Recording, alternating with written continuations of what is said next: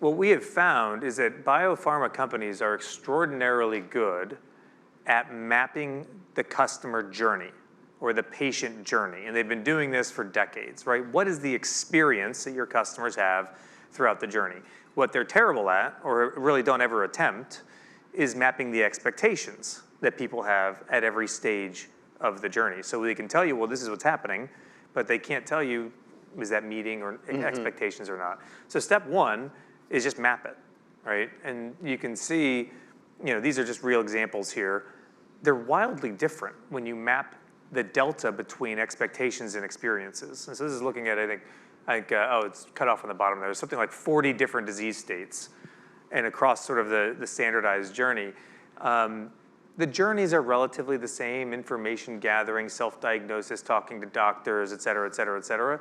But the expectations at every stage, and whether the expectations are being met and whether there's a friction point there, are wildly different. And the difference actually gets more pronounced as you go throughout the journey, right? They get more different from one another, except for oncology, which is the same at the ends and all just different in the middle.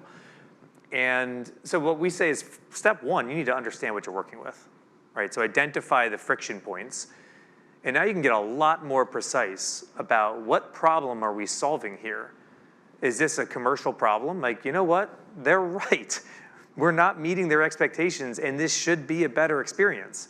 Because what a lot of biopharma companies tend to do is say, well, we solved the disease. We did our part. But today's expectations are much higher. And so that's where this frictionless experience comes in, is our expectations are being set by our experiences with Amazon and Apple. And you walk into a doctor's office and expect the same experience, and of course, we don't meet that standard.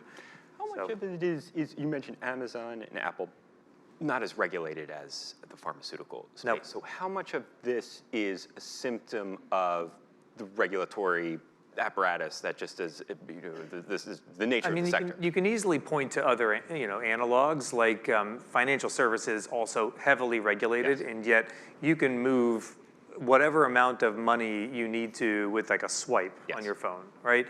The experience there has become frictionless. Yeah. In pharma, we just have not held ourselves to that standard yet. I think we focused on curing diseases or treating and managing diseases. And it's a little bit like, okay, we fixed world hunger, but you still have to eat with your hands, right? Like, okay, people are done eating with their hands now. They need the whole experience to be more frictionless.